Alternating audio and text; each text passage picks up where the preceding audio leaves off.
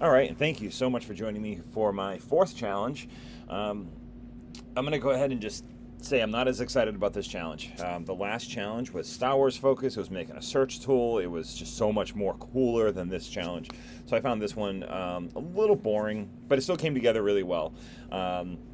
This challenge, we're creating a URL shortener service.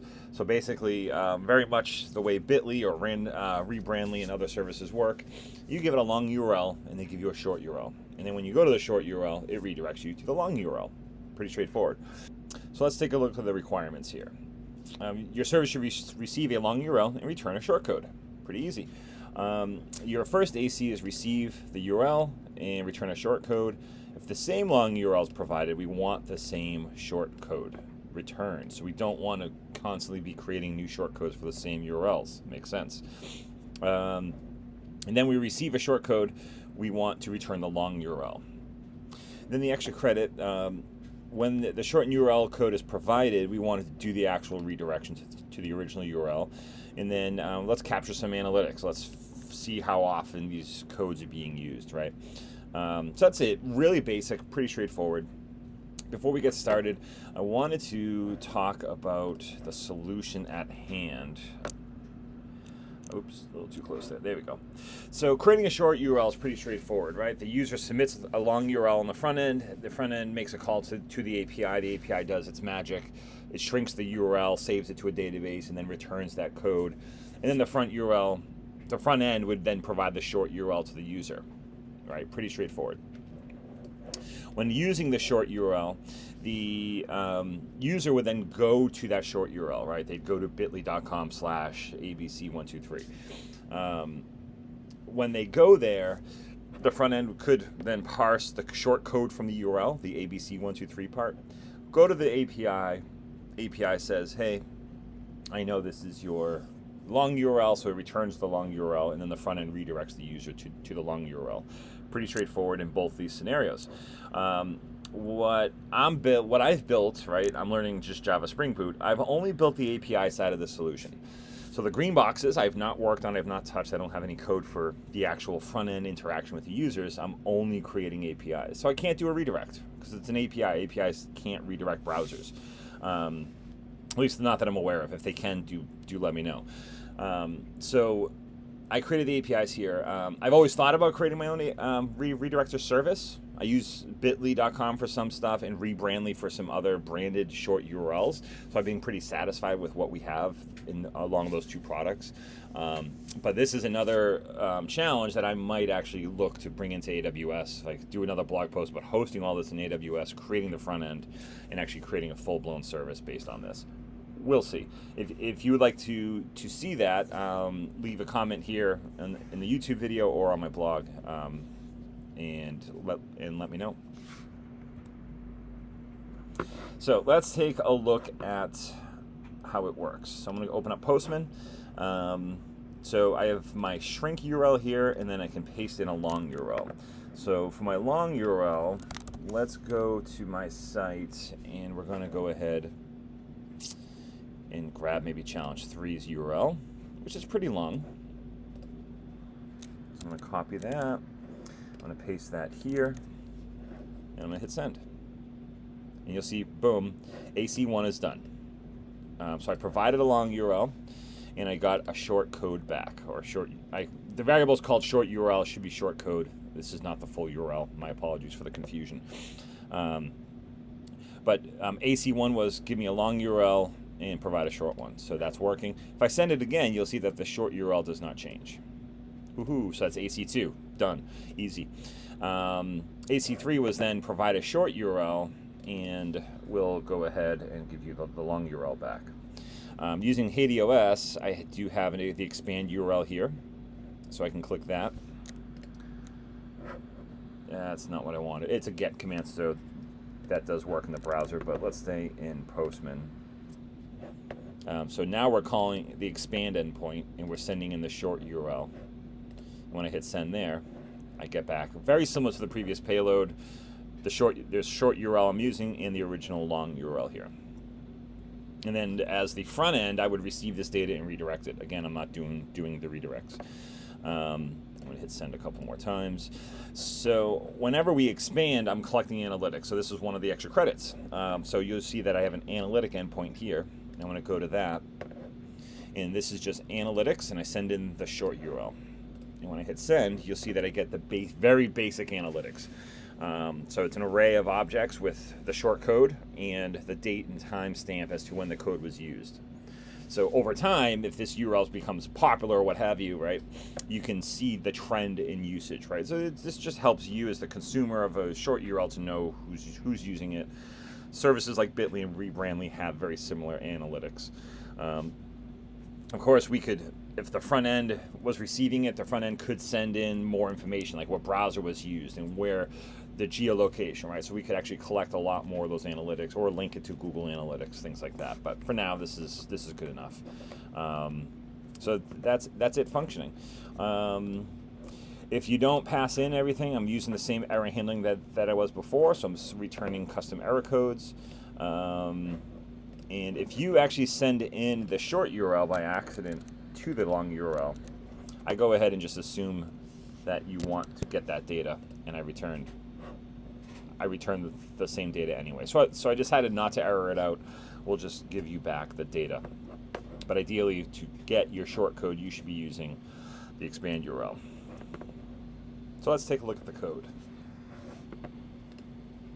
All right, so it's in the same repo as all my other projects. You'll see all my other projects in here. It's on Git. The link will be in my blog post. The URL redirector. So we have the three endpoints. We have shrink, expand, and analytics all in the same controller file here. But let's start with shrink. Shrink is receiving the long URL, and we do a quick check. If it's empty, we return an error. Then we do a check to get it by short URL. If you've been watching my other code files and videos, you'll notice this JSON utility. This JSON utility is my quote database. I'm not using a legit database behind my code set. I'm just writing everything to JSON files for the sake of learning. I didn't want to focus on trying to configure and connect to a database. If any of these services if I do decide to learn more and move these to the cloud and host them in AWS, I'd be switching to using an AWS database or something like that. So everything is using JSON, and we'll go over that code in a minute. But real quick, I do a get by short URL, sending in that long one just to check. If it doesn't match, it should be a null, and then I try getting the long URL from it. Assuming it's still null, then we create the short URL. So I have this little utility for getting a new ID, and then I'm using a while here, because there is a chance that this new short code could be created more than once, right? I'm just randomly using numbers and letters, so I could randomly create the same code. Chances are that will never happen. Well, it won't happen in my testing environment, that's for sure. It never has. But I used a while here because if I do actually create a URL that exists, I check them all. If I do create one that exists, I don't want to save this one. I just try it again and keep retrying. So in theory, this could run indefinitely. If every single time it tried to get a new short URL, it was an existing short URL, this could run indefinitely. Not great code, obviously. If this was to be productionalized, I'd figure out a better way to create a new ID, I think. But I'd probably put a breakpoint in here, or a break after 10 iterations or something, and then just return an error to the user saying couldn't create a short URL or something. But for the sake of what I built, this is fine. And then we create it, and then we use the JSON utility and save it to the database, my JSON file. We HADOS that thing up, and then we return it. Pretty straightforward. So going back, get URL by short. It's a pretty basic function. It just grabs this JSON file, which is right here, urls.json, and you'll see that these are all of the URLs. So that was a test one, and this is the one I was just illustrating. Don't save. And then, go back to the definition. There we go. And then we open up that file, and we're basically looping through trying to find a URL that matches. If we do find that matches, I go ahead and I create a new analytic event. So anytime somebody retrieves a URL with a shortcode, I create an analytic event. And then we save the analytics. Analytics goes to this JSON file. And you'll see a lot more data in here. So those are all of our events. And then I get the count. I set the count, so I basically write the analytics, and then I read the analytics saying how many times has this URL been used, and then I just add that to the URL, and we return our URL object. Our URL object is pretty straightforward. Short URL, original URL, usage count. Big thanks to Lombok for allowing me to not have to build out all these big busy classes. Yeah, so that's the get URL by short. Get URL by long is pretty similar. We're opening up that file and we're looping through trying to find the URL, and we just return it. Not doing any analytics here because we're not retrieving or giving users access to this by the long URL. If you were to expand, if you were to shrink an existing long URL, we're just going to say, hey, this already exists. We're not considering that a get from a consumer, so we're not tracking the analytics on that.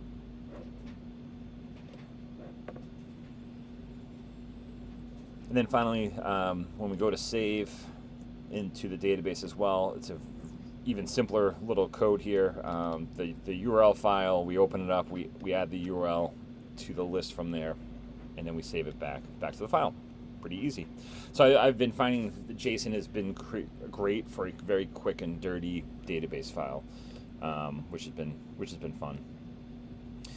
So the expand is just this, actually a little simpler. We're expecting a short URL, and we get by short URL. Again, that'll trigger the analytics, and then if it's not null, we add the HeyDOS and return it. If it is null for whatever reason, we say the short URL was not found. And that's the expand. Pretty easy. Analytics, once again, expects the short URL, and we get it. This utility opens up the analytics JSON file. I recently learned about the stream option here. So previously, you would have noticed I've been doing a lot of looping. So when we get URL, right, we're doing a loop and then looking for a match and returning it. Just learned about the stream option, which creates a stream object and allows me to then just do filtering. This reminds me more of JavaScript, right, working with arrays in JavaScript itself.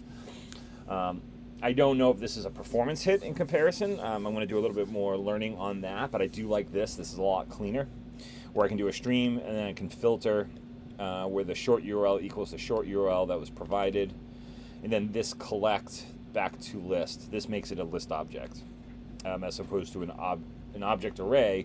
This creates it back to a list of my data type back here. So this one line is nicer than having to write something like that. So I thought that was fun. So that's getting the analytics by the short URL. So that basically returns a list, and if the list isn't null, we just give the list to the front end. I'm not adding any HeyDOS on this because it's just an array of analytics. I was thinking about creating an object where we could then have like the short and long URL data that my other two APIs have, with then an array of analytics next to it. Decided not to go down that road because it's just faster this way for now. And that's basically it. I don't think we touched upon, this is how I create my new ID. Right, so I have all the possible values for an ID, and then basically I loop 10 times to make a 10-digit new code, and I just get a random number, any random number up to the length of the string. So this string is what, 26, 26, 62 plus 10, 72 characters long. So give me any character length inside of here, and then it just grabs a character from that, and that's how I create it. So again, I mentioned it before, like we're looping through, we will keep looping in the event we get an ID that already exists. We'll keep looping, but as you can see here, the chances of that should be near impossible. But this is not an unlimited string, and so this is certainly possible. at some point to hit a duplicate. And that is basically it. I hope you enjoyed this video. If you have any comments, feel free to comment here on YouTube or on my blog itself, or hit me up on Twitter at David Losey. I look forward to hearing from you. And stay tuned for challenge number 5 coming up soon. Thank you.